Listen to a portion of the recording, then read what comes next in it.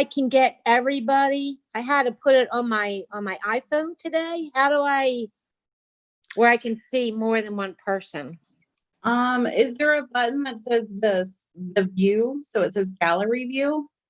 Maybe on the top left, there might be some little like bars or something. I'm not sure on the iPhone. So I've only done on my iPad and my desktop. Wait. Oh, I don't know. Oh well. I was on a meeting yesterday with my iPhone and I couldn't do it. Oh, okay. Yeah. Now see, yesterday I was able to do it with the iPad, but today I found out I needed ink, so I need to look at the documents on the iPad. But you look great, so yeah. Oh well, absolutely. thank you. Not too bad for an old lady. So I mean, I'm not sure exactly who else is going to hop on, but I think we can go ahead and probably get started. Okay. I just kind of wanted to kind of go around the horn and do some introductions, just because I know we have new committee members. So of course, I'm Tasha Davila. I'm the community manager for Providence, and I'll let Jenna move on next, and then we'll go through the gamut of all the members. So for those of you who I don't know, I think I know everyone, but I'm Jenna Mooney. I was the lifestyle director at Providence, and I am the director of lifestyle services for CCMC, the managing company for the Master Association. So who's next? Who's next on your screen, Tasha? Rod? How about Rod? He's over there. Hi, I'm Rod Adams. I'm from Chestnut Hill, and I've been with the Lifestyle Committee for about 4 years, I think. I think so. Something like that. Yeah, something like that. Awesome. Great to see you, Rod. I'm at Harrington Manor, and I'm new to the. Welcome, Donna. Thank you. Yes, happy to have you.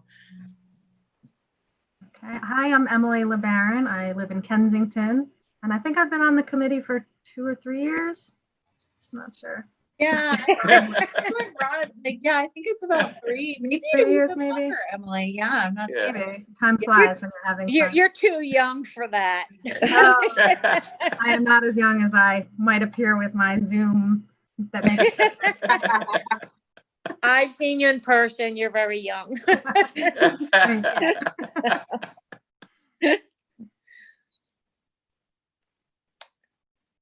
All right, well, I'll go next. Jeanette Hannigan, I'm at Highgate, and I just joined, I guess, in January. So I'm a newbie. Perfect. Well, welcome as well. We're happy to have you on the committee. Good. Yeah. Most definitely.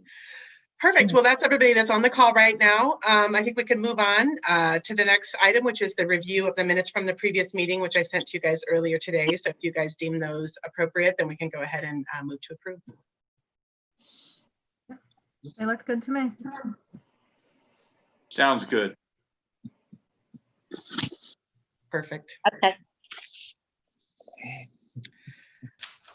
In addition to that, item 3, we wanted to just kind of talk about the impact of the pandemic on the lifestyle and social events. So Jenna, I'm gonna let you take that one away.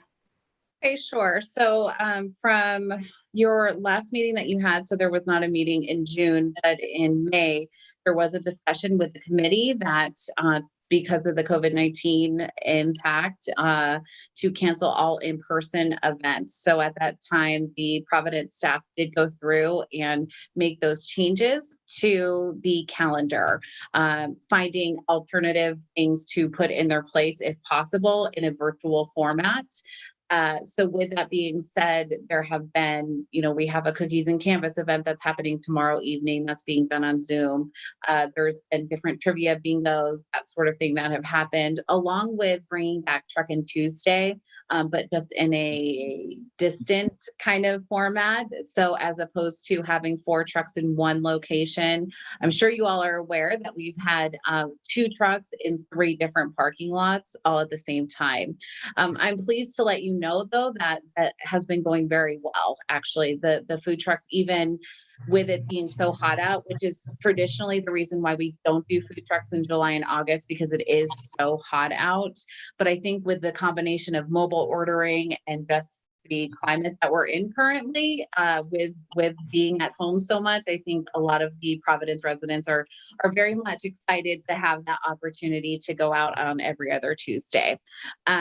With that being said, obviously there hasn't been any in-person events or anything like that, and there aren't any scheduled through the end of August as of now. Okay. Perfect. Any questions on that, guys? No, it Awesome. sounds reasonable. Yep. Great. Yeah, Go no ahead and- issues. Yeah. Exactly. Yeah, no, it just makes sense right now to do all of that and cancel those events. So, but I will also say that with the virtual events that we've been holding in place, we have had some pretty good response from them. I think people are enjoying the Beats and Bingo and the trivia night. So, you know, hopefully we can kind of maybe even stick with those moving forward, even once things get back to a sense of normalcy. You know, it's kind of nice to be able to offer something that's virtual for people that, you know, really don't want to get out as much or can't get out as much for whatever reason. So moving forward to the next item. So this is going to be review and updated event schedule for September through December. That was part of the email that I sent with the agenda and the minutes. So that's in the form of a spreadsheet. Right. Yes. Down, and I will go ahead and again hand the floor over to Jenna just to kind of go through these points with you guys, and she can kind of explain a little bit more about what they entail. And I think the conversation really is this is a draft and this is just for discussion. So this isn't like, hey, this is what we are going to do. This is really for talking points, for us to kind of discuss some ideas that we're proposing could possibly be done. Of course, I'm going to preface this entire conversation with, if the governor pulls back on how many people can gather or in either direction, obviously that will have an impact on if we move forward with some of these events or not. So there's still a little bit, I'm not even going to say a little bit, there's still a lot in the air as far as, you know, up in the air as far as like what we legally will be allowed to do. Some of these I think are no brainers. So the first event that we have here for September is actually our photo scavenger hunt. For some of our committee members, like Rod and Emily, from when we've discussed this before, we actually have pulled this event from previous years. This is something that we've done every September for about 4 years now. We had a lower response rate in 2019. So when the committee discussed it, it was like, hey, let's not put our time, effort, and energy into it. However, I am proposing that we bring that back because obviously things are totally different than what we had anticipated. You know? Yeah.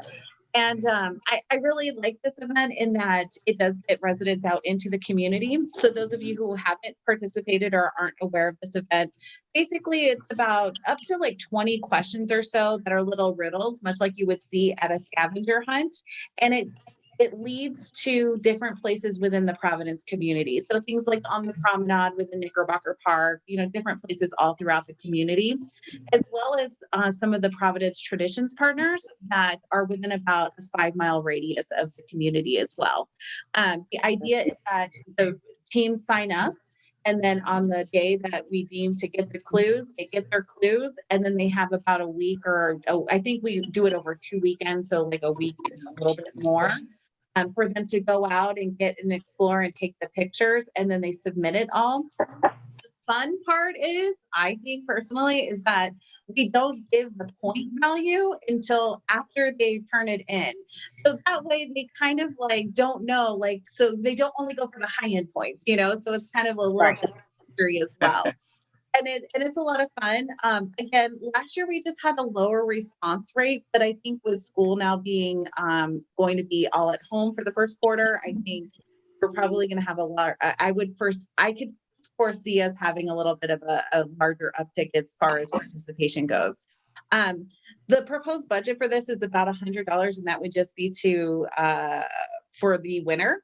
Most of the prizes that we do give away, though, is donated items from our Traditions partners. So I put that number in there of $100 just to be on the safe side. I don't even know if we would even come to using up to $100 for that particular thing.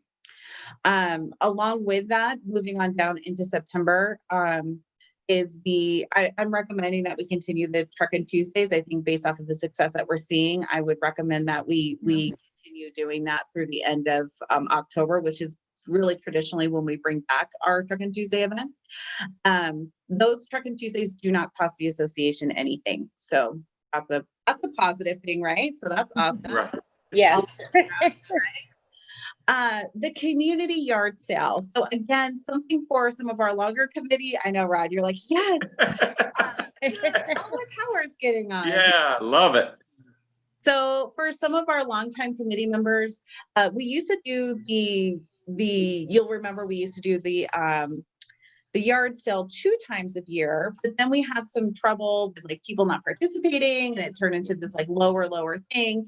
And so then I think it was 2 years ago, the Social Lifestyle Committee decided and made the recommendation to do it once per year, which was how we were moving forward. And that was actually the plan for 2020. However, it was supposed to be in the springtime because traditionally the association is very busy in the fall. Because of that, we did cancel the spring one. It was in April, and obviously that didn't seem like a very good idea to have a community yard sale in April. But I can let you know from what the staff is telling me at the association. Tasha, you probably speak more to this than I could. But there are a lot of people requesting to do the yard sale. And I think a lot of that has to do with probably people at home like myself who's cleaning out a lot of stuff. Get rid of stuff. That would be my guess. That's definitely true. Yeah. So I know there is interest from the community to do the yard sale. Does that sound good? Do you guys want to move forward with doing a yard sale in September? Yeah. Oh, so for it. Okay, good. So Rod's ready. one of the things I want to talk about with the yard sale is the advertising costs for it. So Hey, Howard, will you mute yourself? Mute Hi, myself. Howard. Hi, everybody. How's everybody doing? Good. How are you? Good. All right. You want me to mute myself? Yeah, just know because every time the dog barks, it brings you up and we can't hear anyone else in the background. Okay. Okay. Thanks, sir. Hey, Jenna, yes. I'm totally for the $2,500 to spend with the newspaper Uh-huh. to go with this event. Okay. So, Yeah, that was going to be the discussion about if we do want to, do advertising for it. Traditionally we have, and it's been around that $2,500 mark. And so that's not just your little ads either. It's it's like a bigger ad as well. right. Does that include the posters in the neighborhoods? So The little posters? a few years ago, we actually did away with doing that. Oh, okay. When we Okay. decided to change the way we did the maps. Okay. Stop doing those in the neighborhood. So that does lead to a discussion. Last year, the Social Lifestyle Committee had a conversation about actually not doing a map or doing a list for participating homes. Right. With the thought being that when there's people participating and they they sign up to participate, and then there's a list of homes, right? So when that happens, we get feedback from those who are like, say you're so Rod's in Chestnut Hill, right? And he's in the center of the community, and there's like, say there's 20 people in Chestnut Hill who's doing a yard sale. Right. But then like Emily's in Kensington and there's like one person. So what we were hearing feedback from was that a lot of the residents who only were like one off in like a corner down the way, they weren't getting any kind of drive-by. But then other people would put stuff out, that sort of thing. So the conversation was from the Social Lifestyle Committee last year was to not do a list, but just advertise and we reach out to all the sub associations, ask them to have their gates open and just have people participate that way with no official list for the association for participants. Okay. So I think it was through Zoom, right? Zoom Maps that we did the list? ZMaps. Yeah. So ZMap. Yes. So none of that?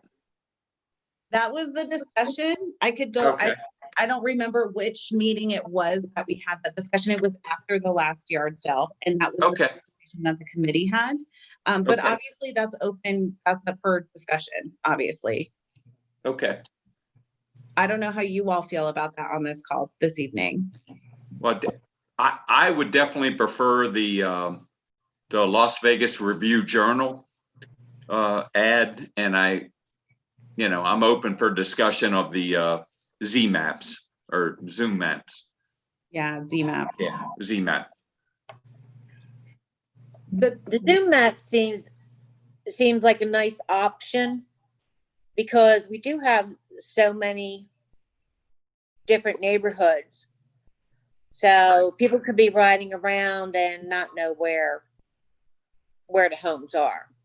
Like myself, I'm on a cul-de-sac, you know, and it's kind of like out of the way. So unless somebody's going, knows, you know what I mean? Right. Like Right. it more than instead of turning right, they would probably turn left to get to the rest of the neighborhood because the neighborhood is actually big. So if you did have that Zoom or Z map, ZMaps, yes. that would actually be, a nice option.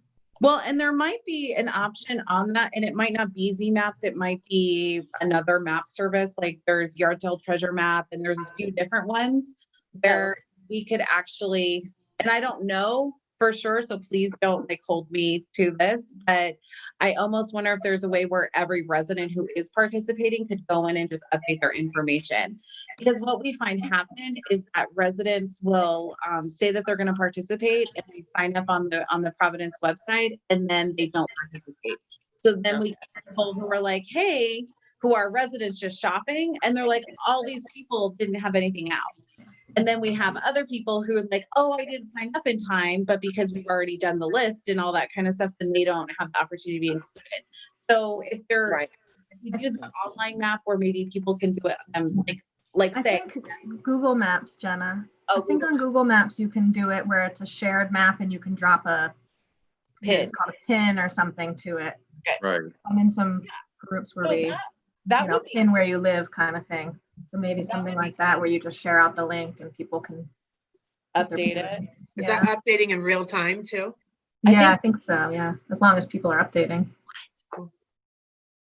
I apologize. My dog is attacking me. She's just like, I don't know. She's like, she sits quietly all day and then I get on a Zoom call, she attacks me. No. So the Google Map or something along those lines, would that be something that you all would want for us to pursue and follow up with? Yeah. I'll agree with that. Yeah. Okay. Yeah. Okay, great. Wonderful. So moving on through September, the Good Neighbor Day. So this is something that we've actually never done before in Providence. And Good Neighbor Day is on September 28th, which is on a Monday.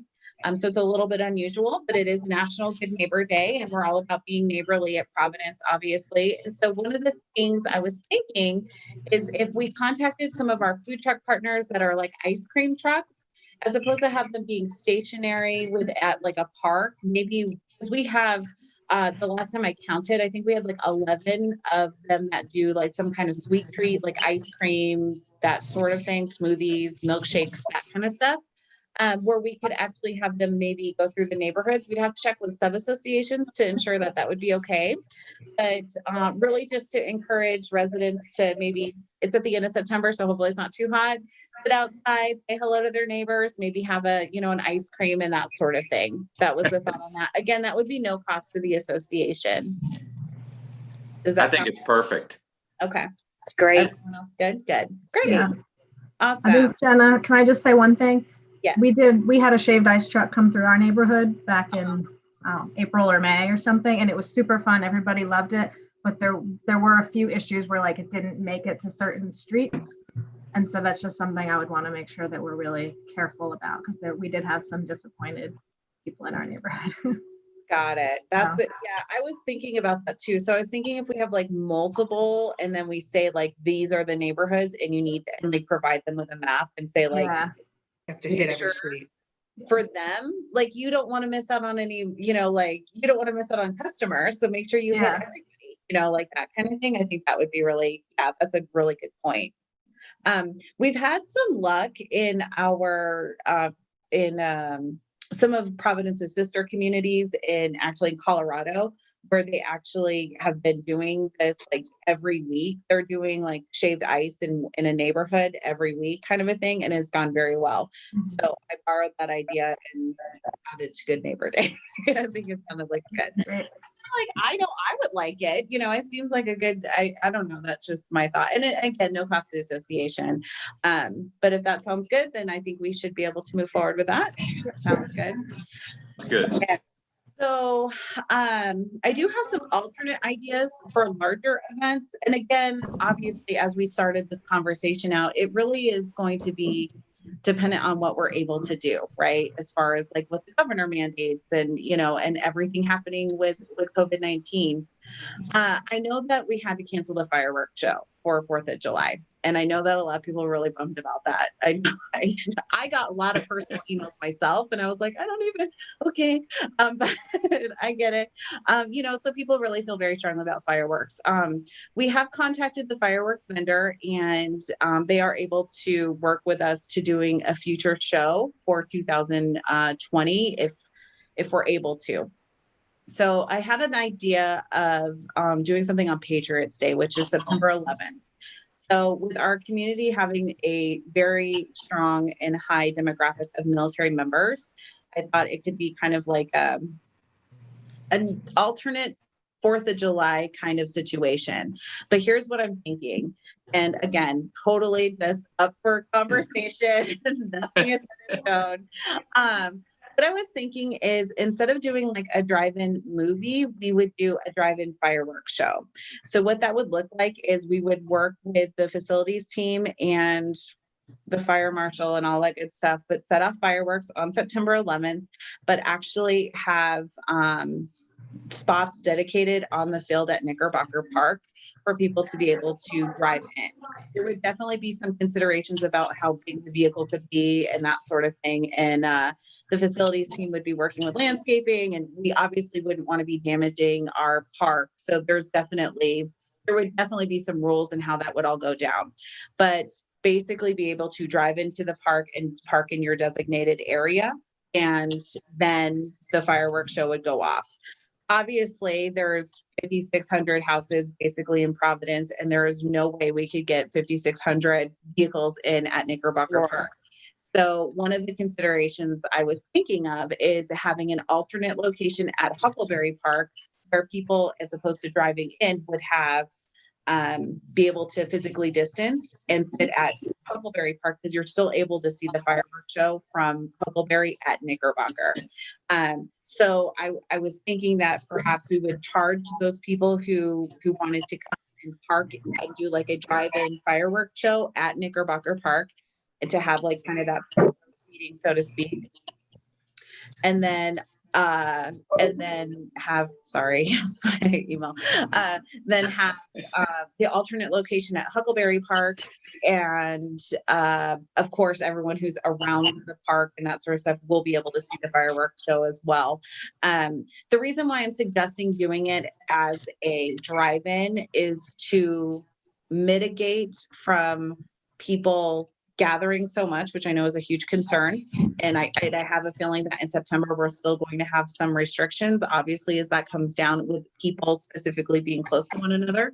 Additionally, this would actually mean that we wouldn't have to do all of the barricading that we do for 4th of July, generally speaking, right? So normally for 4th of July, we have to fence off the park, we have to bring people in, it's a whole situation, right? So that was kind of the thought behind it, is that we would be able to accommodate probably between 80 to 90 families at Knickerbocker Park, charge them for that VIP experience, but then still the community would be able to experience the fireworks.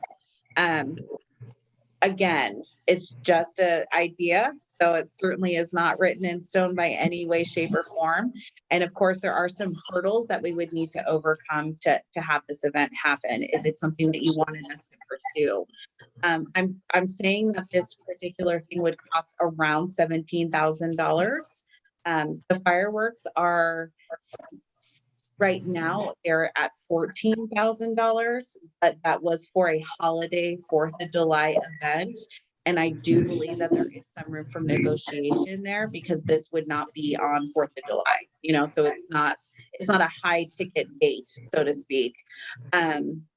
The reason for the additional, you know, at 14,000, but I think we can get it down. And then also I think, we would definitely have to have barricading up as far as just like for our parking to get people into the park. We would need to bring in some additional security, not just courtesy patrol. So would be the difference would be event security. And then we would need to bring in restrooms as well. And I have some ideas on how, if this is something we wanted to pursue, how we can make that work. So that's kind of that idea. Again, it's just an idea, but I would love to hear what you guys think about it. Well, I like it, but I know they talk about large gatherings, but you know how they do the baseball lines that like chalk paint or something? Couldn't we do a grid and then people could have their own space? That would be social distance instead of having all the cars. You know, somebody pays for that spot. They can bring their chairs or blanket, but they know that they are, you know, distance. But of course, doing it that way, when people are coming, that could be, you know what I mean? And that was my concern because I definitely thought that would be easier, to be honest. Yeah. You know, I just, my concern with doing that would be like you said, it's just as people coming up and coming out Right. there. And then now I don't know about you guys, but when I watch the news, I'm almost just like, oh my gosh, people are screaming over masks and like, you know, getting each other's space. So now is this going to be a situation at the park where we're going to have people and we say, oh, you're in box 1. And then like some other families already in box 1. And then what does that look like? And you know, that kind of stuff. So I was thinking vehicles, it might be a little bit, I mean, it would be because we would be walking the vehicles in to the place. So it's not like, Right. you know, we would have people actually walking them. Then that's how, like, if y'all have been to our events at either park, the larger parks, and we have food trucks coming in, you'll see that we walk them in. So we just don't say like, hey, go off down the way, you know, like we walk them in, they follow us in and that kind of stuff. So that's what we would need to do for this particular situation. And look, I know it's an out of the box idea, so I am not like, you know, like we have to do this. I just wanted to provide you guys with an option of something that was a little bit unique for the use of your fireworks as well. No, I kind of like it. You're saying that at the Huckleberry Park, they can just kind of do it themselves. Yeah, right. We would still have park officers there. We would have all of our signage up, but nothing. It would be. Obviously, that's not the main attraction, right? So the main attraction is near Knickerbocker. So we would still put a parking plan out. So that was a conversation that we were talking about having parking plans out. So you know how when you go to a park, how you go to an event at any of our parks and there's all the parking around, you know, so I recommend putting out parking, but I would recommend moving it a little farther away from the park so people still have the opportunity to park, but we would actually have it almost like forcing that physical distance. And again, it's so crazy because we're in July and this would be for September. So it's not right. In some regard, doesn't it feel like it's really far away because we have no idea what's going to happen as far as gathering goes. So this could call for not, you know, like, I mean, you know, honestly. So I mean, I don't know. I do think it's really nice because I know that just myself, I was disappointed that the fireworks were canceled. You know, and I mean, you know, I don't have young kids, so I can imagine the families with the young kids were probably disappointed too, you know? So it's kind of nice if we have, you know, a replacement instead of having to wait until next year. So. Jenna, I'm seeing that farther down in December, there's an option for fireworks, possibly. And So that personally, I feel like that's a better time to do Yeah. it. We'll have more, hopefully things will be much better by then. But I know when I first moved to Providence, you guys I did the agree. I was fireworks at excited Hometown to see Holidays, it on the winter fireworks. and it was a lot of fun having the Hometown Holidays fireworks show. Yes. So- And so yes, further down. So thank you, Emily, for bringing that up. I was going to say that's another idea for to use the fireworks would to do it as a celebrate the season fireworks show. So that would be in conjunction with, or maybe on its own, with I mean, I think there's conversation there as to how we want that to look, but then to do it in December as opposed to doing it in September. I did want to put that there too, because I think that that's a really good option as well, to be able to use the fireworks and to be able to hopefully be able to have a little bit more of a event kind of a thing in December. But again, unfortunately, no crystal ball. That kind of thing. So I do think that those are really good options, or it's not, or I mean, the thing is that you don't have to do a fireworks show this year either. I mean, like that's the other thing too. Obviously our vendor would really like for us to do a fireworks show this year because they, they lost out on like millions and millions of dollars from a lot of like the associations and businesses and things like that. But it's not written. We thankfully we had a contract that was able to be, we were well outside of that time when we canceled that portion of it, but with the understanding that we were going to try and use it sometime this year, but we didn't guarantee that. So we're not in any sort of like jeopardy of losing money or anything like that. We haven't made a deposit or anything. A deposit. Yeah. So none of that had been taken. The board did sign a contract with this particular vendor. However, we were within our time to cancel. And obviously a pandemic also kind of helps that situation, because that is the only reason why we canceled the event. So those are some options for fireworks. Guys, I don't know what you guys think. I mean, I know that there's differing ideas, but if it's something that you would like for myself and the Providence team to flesh out a little bit more, we can do that. I told Tasha, because we went through this the other day, and I said, I don't want to, spend hours and hours doing this if it's something that they're going to hate.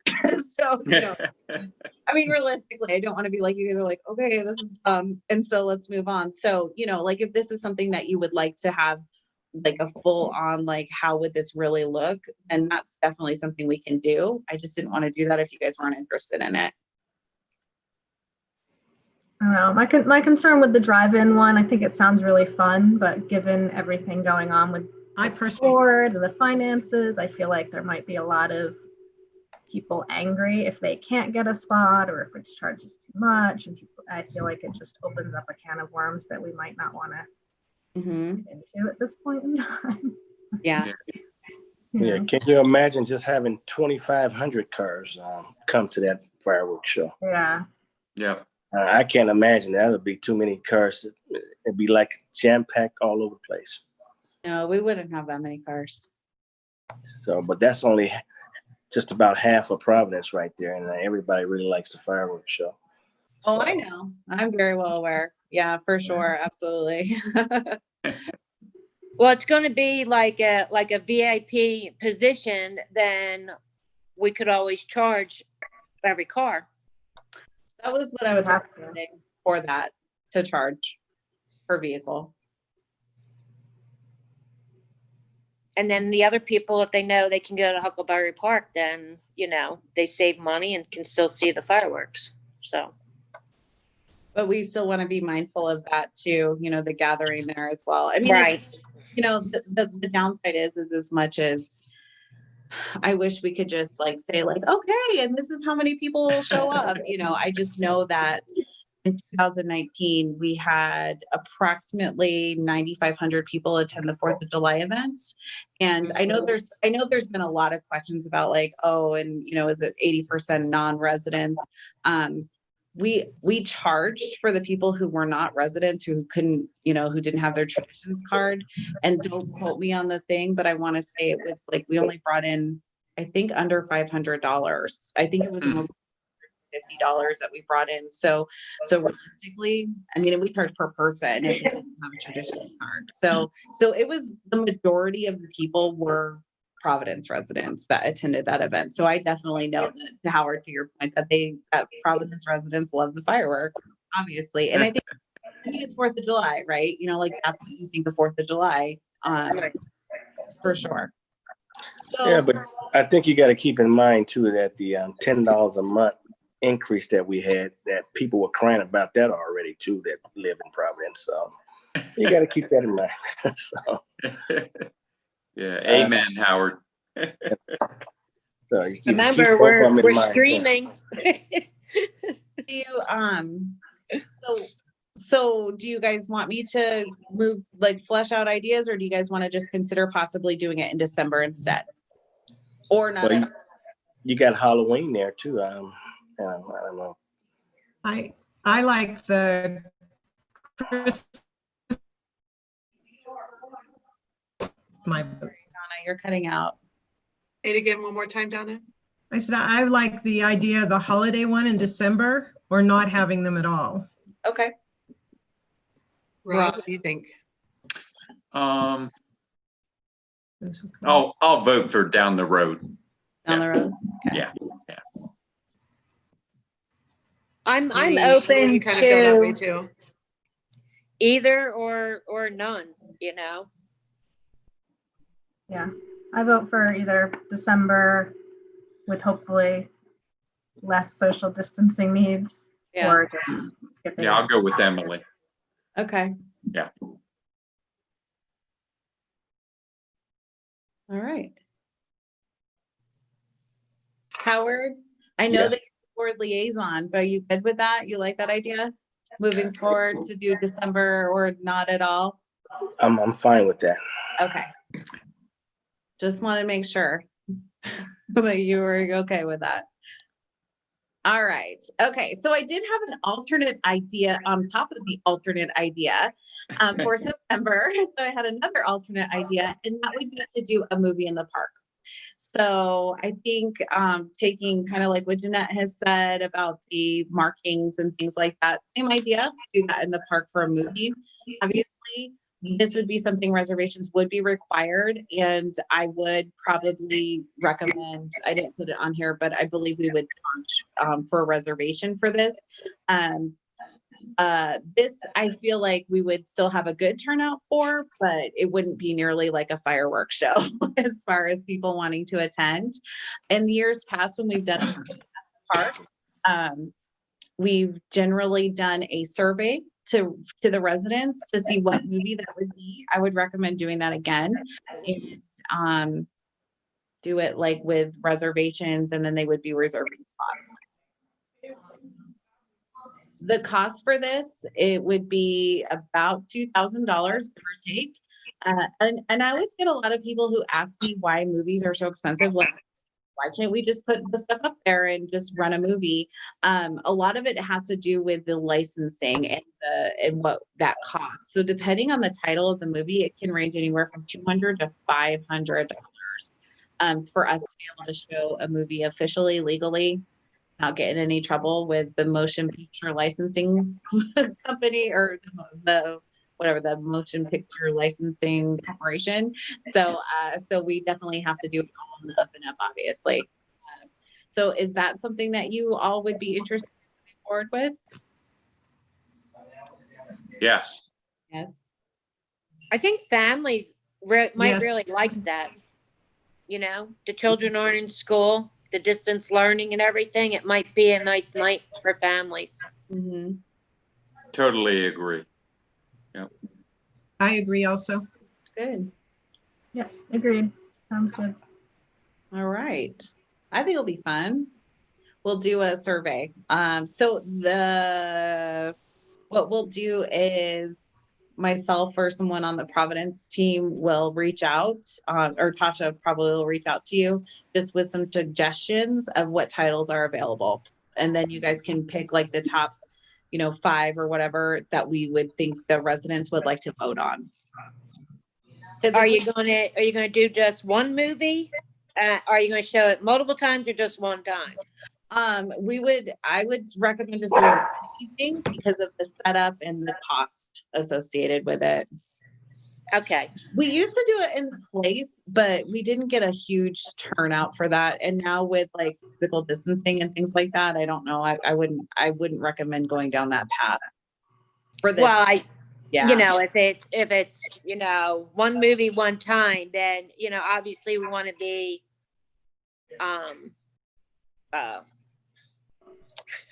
can't Like tell what's the right word.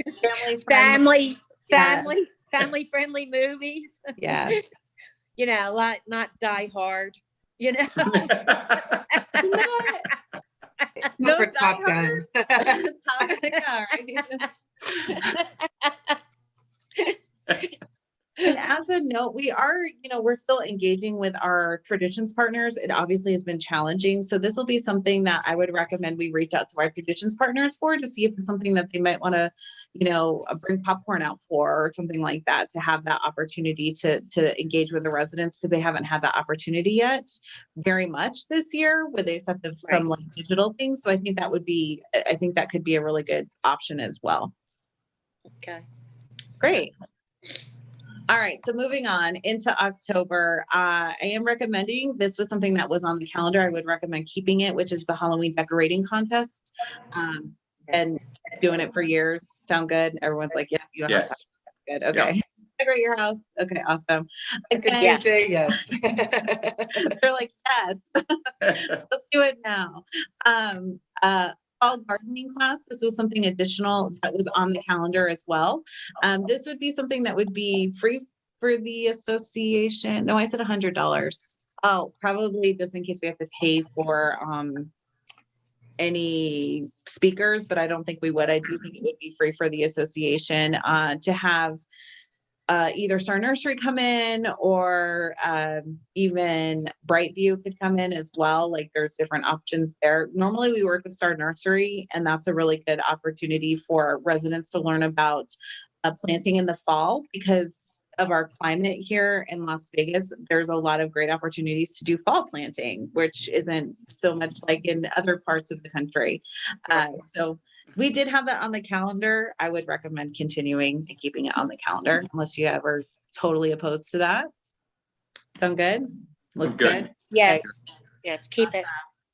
Yep. So Scarecrow Row, again, this was something that the social committee actually had pulled from the calendar for 2020, but considering Ooh. everything going on, I recommend that we bring it back. So for those of you who aren't familiar with it, is we put hay bales on the promenade, and residents are able to sign up and they can make their own hay bale and bring it and set it up. And then residents are able to walk the promenade and even vote for their favorite scarecrow.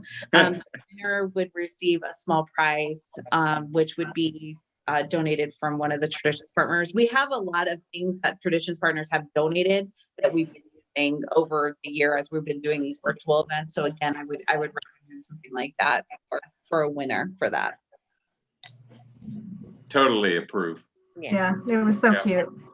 They Yes. are so cute. So It was fun. adorable. There was one that looked like Up last year. Or 2 years Yeah, it was ago. good. Gosh, so cute. Yeah. Awesome.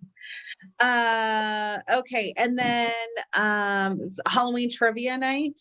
This is obviously a very popular event. This is probably the most popular trivia night that we do. I would recommend, this was on the calendar as well, I would recommend keeping that event. Now, depending on everything going on, it would either be held on Zoom or in person. If in person, I would recommend charging $5 per person. Yeah. Which I think was what we had. Totally agree. Actually. Yeah. Agreed. Yes. Yeah. So then I have alternate ideas for a larger event. So Huckleberry no. Harvest Day. Here comes the money. I know, right? Yeah. Right. Possibly. Oh my Possibly. goodness. I all around. There's all different options, Rod. Or you guys could say, no, Jenna, don't do any of these. And then we would say, okay. We would Okay. work through that. So Huckleberry Harvest Day. I can let you know that traditionally Huckleberry Harvest Day is the second largest event that the association does on an annual basis, normally in normal times. So last year we estimated about 6,000 people attended Huckleberry Harvest Day last year. With that being said, we had 1,400 pumpkins that were for residents to get. They had to check in and out with their traditions card, one per family. We did, if you all recall, we did have some pumpkins left over, which was very nice. With that all being said, I would say that depending on the restrictions that the city has at that time, we could probably do a scaled down version of Huckleberry Harvest Day. What I would recommend is working with our vendor partners, such as Celebrate Kids, who does like the face painting and things like that. I don't think we're going to be able to have some of that stuff, but they do have alternate things for consideration. So if this is something that we would want to move forward with, I would recommend we work with them to get some really good ideas as to what their capabilities are as far as like entertainment for the children and the adults and everyone in between. Additionally, I would say that depending on how limited we have to make it, I would recommend then possibly charging a fee for certain parts of the event. I never would have said that a year ago, but I think based off of, especially with limitations, that's something that would only be fair for those people who are attending versus those people who are not attending. Again, if that's something that you guys want to move forward with, then we can get very specific about it. It's more of a general idea. There's another version of this that I have as well, which is a trick or treat trail. So this would be almost like a throwback to trick or treat on the promenade. I would not recommend doing it on the promenade because of the spacing situation there. But I would say that you could do an alternate version again of Huckleberry Harvest Day with candy stations located throughout. We've done candy stations before, but this would be throughout one of the trails in Huckleberry Park. And then we could also engage our traditional partners for that. Again, reservations would be required for this. And I would leave that up to y'all if you would want a fee or not for people to participate. There would be reservations they would be in, just in order to be distancing, if that is right. And then a third option that I came up with would be pumpkins in the parks. So just so you guys know, we did order our pumpkins in January for this year. I just, at that time, I was like, there's no way, I don't ever want there to be a pumpkin gate again. So we did order pumpkins.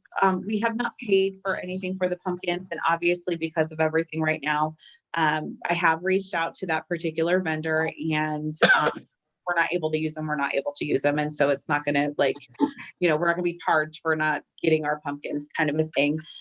We do have about 1,400 pumpkins reserved at the moment. So as opposed to doing on Huckleberry Harvest Day, this would be pumpkins in the park. In order to keep spacing and kind of scale things down, idea is to do at Huckleberry and at Knickerbocker, one pumpkin again per family reservation. Split them up, about 700 Huckleberry, about 700 at Knickerbocker, and then possible fee of $2 because we know that not every family is going to be able to come because it's 1,400 pumpkins and there's 5,700 households. So those are some ideas that I had for a fall event for consideration and discussion. Don't all talk at once. It's okay. I think go ahead, Jeanette. Well, I like them. I haven't seen the Huckleberry Harvest Day, so I'm not actually the first alternate, so I don't really know. I know pumpkins, but other than that, I really don't know anything of what that entailed, I do like the one about candy stations. I think children would really like that. And I think parents might appreciate just they know that they're safe. The children are safe, I think people could distance themselves. But like I said, I don't come on, I don't do Halloween. My kids aren't here. My grandchildren aren't here. So and since I haven't seen it, Huckleberry Harvest say normally encompasses, last year, for instance, we had a large pumpkin patch, we had a DJ, we actually had 2 DJs. We had an adult area that we called the Blood Moon Lounge, I believe. And so Yes. it was like large, like cornhole and stuff like that with a bar in that particular Yeah, area. Rod was there. That was where Rod, I'll be there. that was where I Rod was. vote for that Yeah. one. I vote for that one. We had barbecue food, we had games for kids, did we have the petting zoo at that event last year? I feel like we did. Yes. Yes, yes. Yeah, We I had think so. so it's a basically at that event, Jeanette, just think of like, if you think of Huckleberry Park before the expansion, if you think of just like the main areas of Huckleberry Park, just there was stuff happening at every area, pretty much is what that was. So again, I would recommend we would pull this, we would have to scale this down tremendously, obviously, on how that looks. We would need to talk with some of our vendors to see what they're capable of. Well, let me ask you, we don't know what's going to happen, okay? But let's say that October 15th, they decide all of a sudden everything is open. So we just keep with the plan, or do we prepare for 2 options, or? I think that's a conversation. What I would recommend though doing is having a plan in place that is easily able to adjust one way up or down. So Okay. for All right. instance, if you did the trick or treat trail, where that was something that you would, want to, like say, just do the trick or treat trail. I mean, there's something that you could say, okay, then now let's add in some of those games that we were going to have at Huckleberry Harvest Day, that we couldn't because of social distancing or physical distancing, but now we can. So because of that, let's add them in, that kind of stuff. I think that there's some opportunity to be able to add in or take away. But I would say that probably I am recommending to have this event on October 30th. So not having it on October 31st. Definitely. Yeah. October 30th is also Nevada Day, and depending on schools, because I think they're virtual at least through the first quarter, which ends October 8th. Ninth. 9th. Right. So they may or may not be back in school by then too, so there's still a lot of unknowns. So I think Nevada Day, they're going to be off. It's a Friday. It's a fun day. So let's do it on Friday evening. And we can always, like I said, scale it up a little bit or scale it back a little bit. But I think Easily adjusted. I think it could be adjusted. Yeah, is what I'm trying to spit out. Right. I think I would vote for the scaled down version of the Huckleberry Harvest Day from what you have explained to me of what it was before. Okay. That seems like it has a lot of things for different age groups, adults. So I think you would get to know more people in the community. It wouldn't just be for children. It wouldn't just be for adults. It would be for everybody. Okay. Anyone else have thoughts on that? Well, whatever we do, whatever the budget, we need to make sure we keep our budget in sync and keep it scaled low as possible with the budget crisis that we possibly might have, So I think we need to be careful and mindful of the budget, Mm-hmm. Yeah, I agree with Howard. Do you have a way, Rod, one way or the other, if you'd like to see, like if you just, what you would like Yeah. to see? I'd vote for C to spread it out. That would be my vote. Okay. Emily? I'm torn about it. I love Harvest Day, but it just, without everybody being able to attend, I think you run into people being upset. Even if we do reservations, there might be people who can't get in, can't get a reservation, depending what the numbers are that we allow. I just feel like it might be too restricting to the majority of people in the community. And I think that it's one thing to have a small event that only 30 people can go to or whatever, but I think spending a lot of money on a big event and then not everybody being able to attend might be problematic. So Do you vote for B or C? I would say I'd lean more towards C because it seems more easy to social distance. If you're just handing out pumpkins, you could do it throughout a certain amount of time and people can come on their own. But really, you'd vote for D, none of the above. C, none of the above, unless we can do all of it. No, I'm just kidding. Yeah. Yeah. Miss Donna? Yeah, Donna, what are your thoughts?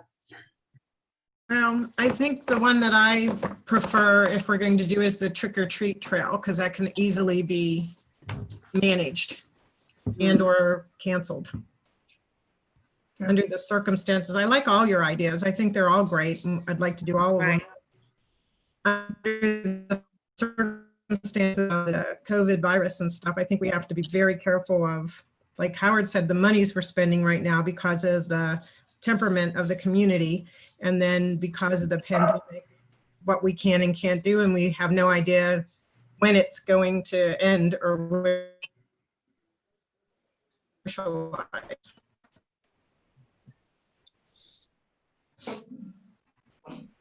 Rod, did you say C?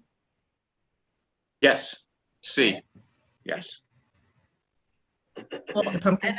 And I have to share that it's very, like I was talking at the beginning of this meeting. So in my new job, right, I have all these lifestyle directors and I have all this stuff and I'm trying to coach them and say like, hey, you have to have like multiple options for Halloween events and things like that. And one of them was like, well, it's easy for you to say you're not doing it. I was like, oh, really? Yes, I am. I totally am right now, like that kind of thing. I mean, it's one thing to talk about budget, right? It's one thing to have that conversation and say like, we know that obviously we need to be mindful of the budget. I can honestly say that, negotiation is like one of my favorite things to do. Like I love to negotiate and talk people down and do that kind of stuff. There's another whole different thing when you're looking at a pandemic that is, no one knows what to expect, like there are certain things that we all know, like, okay, you want to negotiate, you want to get this down, you want to do that, but to not have even an idea of like, are restaurants going to be open tomorrow or what does that look like? And it's just that no crystal ball situation that that I wish we all had right now, because it is hard to come up with like and just say like, what do you guys think?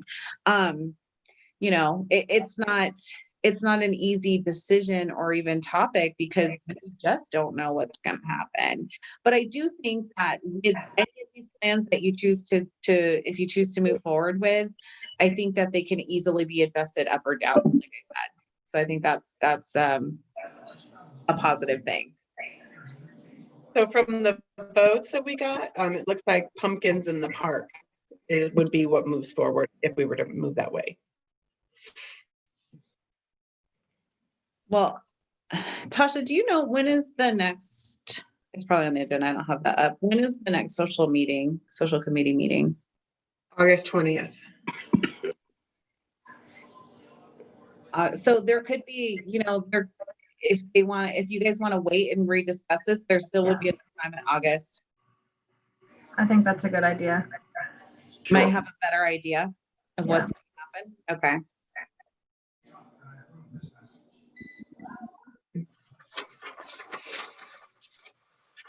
Okay. So moving on.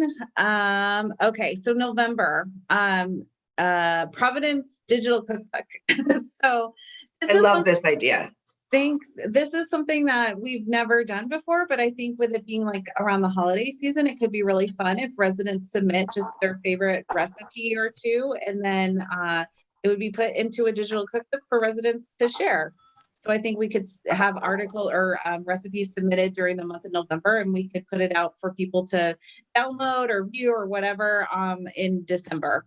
And it would cost no money to the association, but I just think it'd be kind of a fun thing and people might really find a new recipe or two.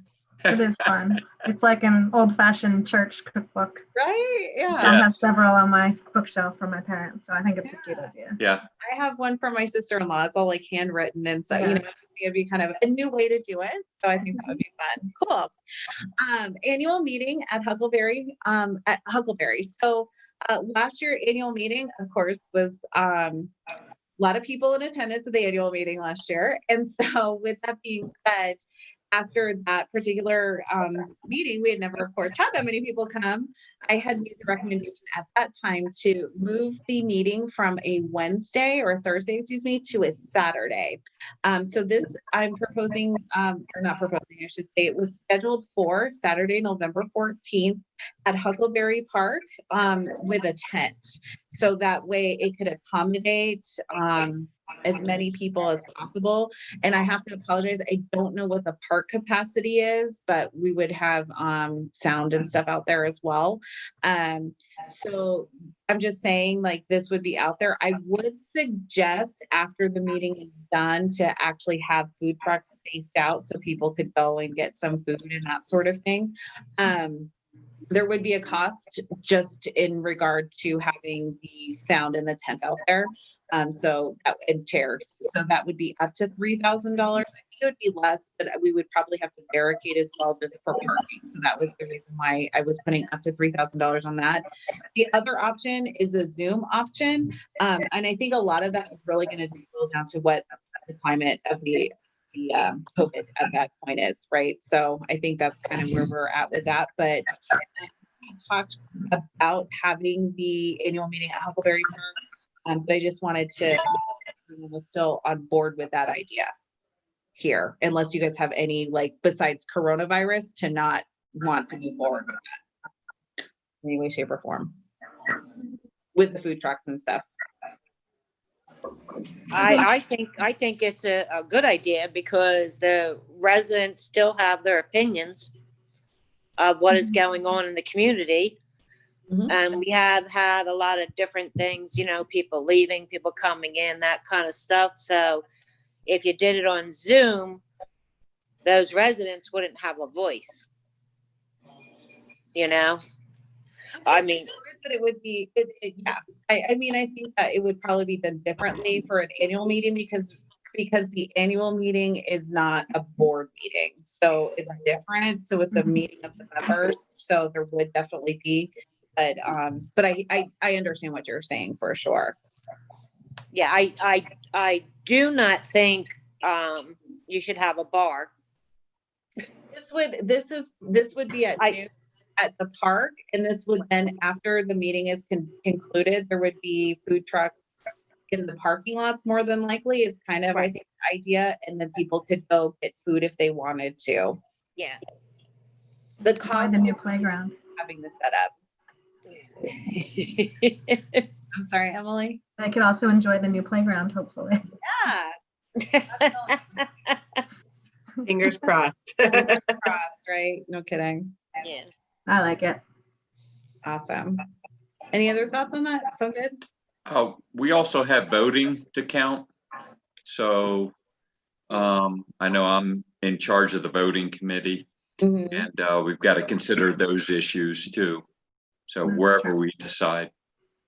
So You probably have to count them at the place, maybe, And maybe with a light. I guess we could, yeah. and bring them over. It does have to be, I don't know, Tasha, for NRS, would that be, or does it have to be in the actual location, or does it just have to be? Has to be counted in the open, yep, in front of everyone. Okay. So if we live streamed it from the place to the park, would that be something that would, Possibly, I could check into that, it's possible. as a thought, otherwise, Yeah.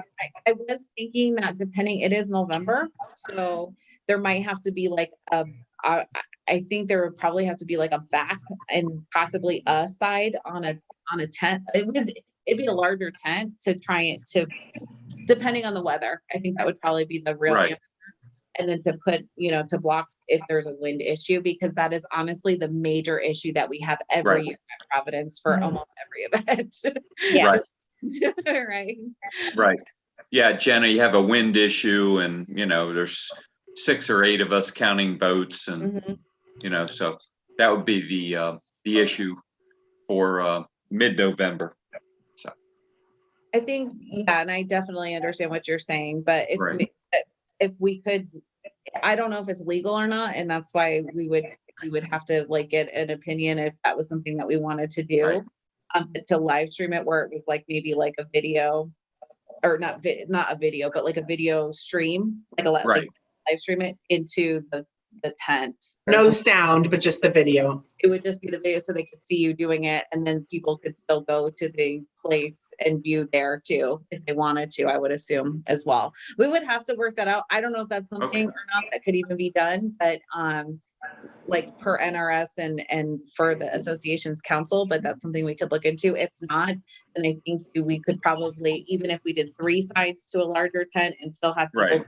to participate in that sort of thing, where it would block at least the wind, not your view, not their view of you, but the wind. That would also be probably a logistical thing that we could probably work out. I don't see why not. Okay. But it's a good, Okay. it's a very That sounds good. okay. Yeah. Awesome. December, light up the night. So that again would be something that we've done for many years, and I would recommend to continue. That was on the calendar for December of this year, where residents do a holiday light decorating contest for the winter holidays. Photos with Santa. So this is a very popular thing that the association has done over the last, I want to say 4 years, where residents, families schedule a photo with Santa. They do pay for it. And depending on COVID, I would recommend, if possible, to continue doing that. But obviously it would be, I don't know how the Santa thing's going to work either. You know, like, I don't know if people are going to be Santa's lap or not, or what that whole thing looks like. That being said, I would say with an alternate of a Zoom meeting with Santa, which I know is totally lame, but They don't have a social distancing Santa? they probably do. I don't know if children would want to have their picture taken with Santa. Like, have y'all seen like what they're doing in Disney World right now, where like the characters, Disneyland, They're like photo bombing. they're like photo, yeah, like, so like, see where this is, like that would be like a character, and they'd be like cheese, and so Yeah. that's, you know, the thing farther. So that could be something, but I don't know if that's something, again, that could be something that we discuss at the next meeting. Yeah. Have a better I think we idea. have to wait and see. The Santa photos are great, but I mean, who knows? Maybe we could do a Santa parade or your reverse Santa parade or Yeah. something. Like we did So the let's Easter start Bunny. getting into that. So let's start at the bottom with that, those alternate ideas for a larger event for holidays. So Hometown Holidays is traditionally held on the first Saturday of December in Providence. And for those of you who aren't familiar, Hometown Holidays definitely celebrates all of the holidays for winter time. So Kwanzaa, Hanukkah, and Christmas.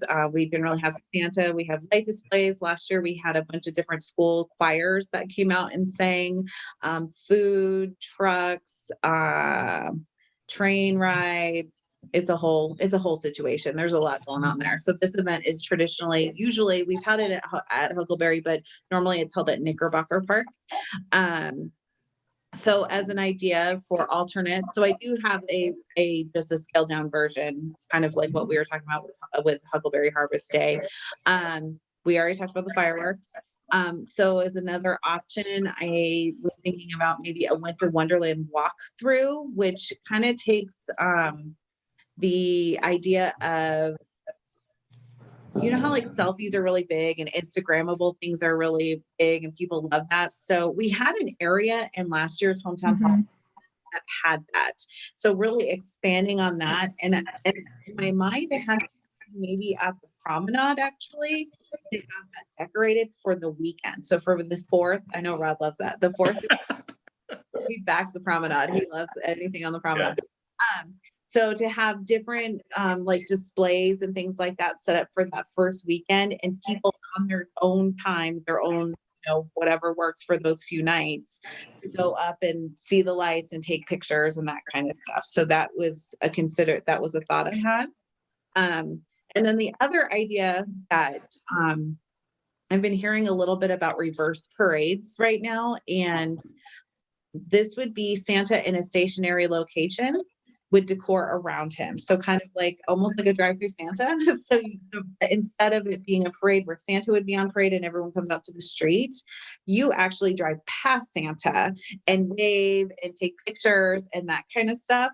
And then I was thinking that we have we have a Santa mailbox. That's an official Santa mailbox. And generally at hometown holidays, people are able to write letters to Santa. And all of those letters ultimately get donated to the Make-A-Wish Foundation, to the Macy's Believe Make-A-Wish Foundation. And they provide, like, for every letter they receive, a foundation, which is a really awesome cause. And we've supported that in conjunction with Bozarth Elementary School for quite a few years, because they've done that as well there. With that all being said, we could do this reverse parade. We could do this reverse parade where Santa would be there with elves, and then we could have his mailbox down further. People could drop their letter off, see Santa, do that whole thing instead. So those are some ideas for December. And again, these are ideas, and it's something that if you guys, obviously, it's hard to make a decision on right now, but if there's something that you all feel very strongly about wanting more information on, we can flush that out. Or if it's something you just want to wait and talk about in August, that's also, September even, those are all considerations that, I mean, again, no crystal ball here. I wish.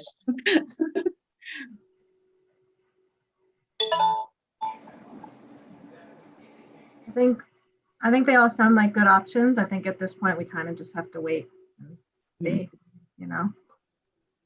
Completely understand. Absolutely. I mean, Winter Wonderland walkthrough, I think we could do no matter what. Mm-hmm. And the reverse Santa. Those are both things we could easily do without having to worry about social distancing or people not being able to participate because of numbers or things like that. So I think those are good options. I agree. I like the last two, the winter walkthrough and the, and then can we talk about maybe the other two? Can you say that again, Donna? You kind of froze up on us there. I'm having a hard time. My computer, I guess, is not up to date because I can hardly hear anybody, but the Winter Wonderland walkthrough and the reverse parade, I think is a great idea. August the 20th to discuss the other holiday ideas. Mm-hmm. Yeah.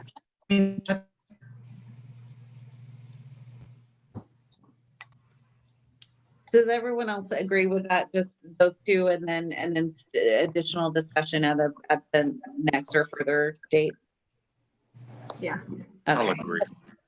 I agree with that too. I agree. Awesome. Cool. Awesome. Well, I mean, that's all I had, guys. Nothing more.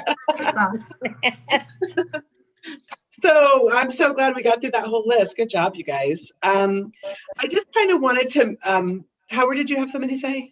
No, I'm fine. I just wanted to just kind of touch on the 2021 social lifestyle budget. It's something that we're going to have to start working on very soon. I know Jenna had mentioned that during the 2020 budgeting process that you guys were interested in meeting up or somehow communicating with the finance committee just regarding whatever you guys come up with and what recommendations you feel like should move forward. So I just wanted to see if that was something you guys were still interested in doing. Yes. Perfect. Mm-hmm. Yeah. So Yes. my suggestion, because of COVID and also, just to make things a little bit easier, is that we get and put together, we're obviously going to get it together for a budget meeting that will last a couple of hours. Once we get all of our numbers together, I can then take those with any suggestions that you guys have, and I can move those forward to the finance committee for review and their feedback, and let you guys know exactly what that looks like, so that you guys can decide what you want to put forward to the board to recommend that they insert for a social lifestyle. So would that be okay with you guys if we move in that direction? Are you saying that you're going to give us a budget? we're going to work on a budget together. The entire, our social lifestyle committee will be setting up a date soon to sit down, and it'll probably be a couple of hours just to go over everything and insert numbers and decide where we want to go. And then we take that information and move that over to the finance committee and just see if they're on the same page or if they have any recommendations back to the social committee for changes or adjustments. Right. We don't want to see what happened last year. I wasn't on the committee at that time, but I've heard how hard they worked. And unfortunately, they weren't given any guidance as to the budget. There were no restrictions. They were just told, do it. They gave it. It was approved. And then when everything kind of blew up in November, December, you know, Right. all that work that went in, and some people that I've heard from the committee were upset. Yeah, and so I think that's So why we we want to wouldn't- try to wrap the finance committee in and try to find out what their Okay. recommendations are. And that's so that's what I'm recommending. Okay, all right. I mean, you're not gonna hurt my, you know, you're not gonna hurt my feelings, you know what I mean? But I know what the social, that it went through, so I just don't want them to go through that. Yeah, Well, and thanks, Jeanette. Thank you. Yeah. Thank you. And I think there's a lot of awareness, right? So everyone is very, very aware. And so I think when the scheduling and working through that. And so for those of you who aren't familiar with how that process generally works for the social lifestyle committee, generally it's a whole conversation about what events work, what events don't work, what do we want to see for the future, what is, what are we hearing from the residents, that sort of thing, as far as building that calendar of events. So contrary to popular belief, it's not all me just going like, these are all my favorite things and that's all there is to it. I know. Of course it's all you. Rod has some favorite things too. I know Rob has favorite things and Howard has favorite things and everyone does, and so that's the beauty of the social lifestyle committee and the beauty of the Providence residents, because I think that there's a lot of residents that feel very strongly about certain events and feel very connected Right. to them. And that's one of the best parts about living in Providence. Mhm. So having that opportunity and really working and listening and that sort of thing. And obviously there's 5,600 households. There's no way you're going to please everyone, but trying to find those opportunities to engage with as many people who want to be engaged with. With that all being said, I think there obviously is that. And so because of what we're experiencing currently as far as coronavirus, as well as the budget situation and everything rolled into one, I think every committee and every volunteer for Providence is very aware of that. So I don't work at Providence any longer, but I obviously work for the management company for Providence, for the master, and everyone is aware of that. I can guarantee and let you know we all are aware, and we're all very on board with wanting to make things as right as we possibly can with Just being cognizant of everything that's happening. Yes, Or- Absolutely. So is everybody cool with that? Everybody on board with like, let's get a budget drafted and I can get over to the finance committee and find out what their feedback is and we'll go from there. Sounds good. Sounds good. I agree. Awesome. So now we can move down to resident discussion. Anything you guys want to discuss? The only thing that well, I guess it's a bone of contention is when events are limited to like 30 families or something, some people think, that's wrong to do that. I see both sides because, some people really enjoy those things. So, maybe we can just maybe make it more like a zero so that the participants are actually paying. So And I definitely just speaking on behalf of that, Tasha, if that's okay, I would just say that probably the last 4 years or so, 4 or 5 years, every event that has a limited attendance due to spacing or things like that Right. is a paid event, meaning that Oh, okay. residents have paid for that event. In like the attendees pay to participate in that event. To be honest, Jeanette, it has not always been a net zero. Sure. But I would just stress to remind everyone that that while it is not a net zero, that it's always an awareness in the budget. It's definitely probably budgeted on the higher end than what the actual is. Not every time, and I'm not gonna say like back in the day, I'm, like I always have been aware and I've always negotiated prices just in my previous history with Providence. Is definitely something that we have continued to do forward. And I think that as the community continued to grow, it was more and more of an awareness of how many people can attend events. So I think it's definitely an awareness for sure, and having that in mind, absolutely. And the good part is like things like, I know I hear about like trivia nights and things like that. The good part is about like a trivia night and that sort of thing is that at this point, the association has a lot of that stuff. So there's no more like need to get trays or this or that, like decorations or something like that. Because I have like shopped the Dollar Bin for so many years. Like seriously, there's like a trivia night storage of just like decor that is all from like the after the holiday happened kind of thing. So I definitely hear what you're saying, and I think that's a really good goal to have, is for some of those limited events to have it be.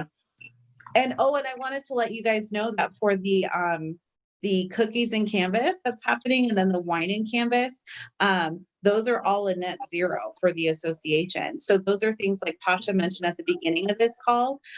Those are things that are being done on Zoom, so that then takes away some of like the setup and tables and that opportunity to participate, and there's no cost to the association for some of those events as well. So I think weirdly, some of this stuff has forced us to go and do things differently, like our vendors specifically. And now we're like, wow, well, this works a lot better. Yeah. We might want to consider continuing with some of those, like even the canvas and painting one. You could Zoom it live from the actual, you could have people live there potentially and still Zoom it for people who maybe aren't comfortable coming or can't get a babysitter or whatever. I think Zoom has, this whole new world has opened up a lot of options for people. Yeah, I think it's almost like a renaissance. I keep saying that. Like I feel like we're almost in a renaissance. Like we're doing all of this, and then we're gonna like come out and be like, look at all these amazing things we learned. Thanks. How to teach online. Yay.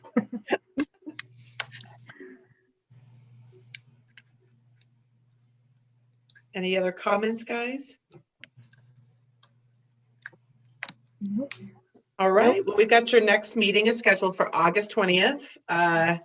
Pretty much same time, same place. We're planning on Zoom meetings until further notice. So so we'll keep going in that direction. And I think we can go ahead and move to adjourn. Good. Okay. This committee is not like an aye and nay committee, Tasha. Like that's all right. I did it in my head. Just so I could write it down. Yeah. Oh, it's wonderful seeing you all. I thought Rod does that all the time. I thought that was his position. Well, it was good. I hope you all enjoy the rest of your night and the weekend and moving and next week, and because all these days run together. I don't know. Yeah, they do. What day of the week is it again? Thanks, Jana. Thank you. Thanks, Thanks, Jenna and Tasha. Jana. Good evening. Take All right, care. have a good night. Bye. Night. Take care. Okay, bye. Bye. Bye-bye.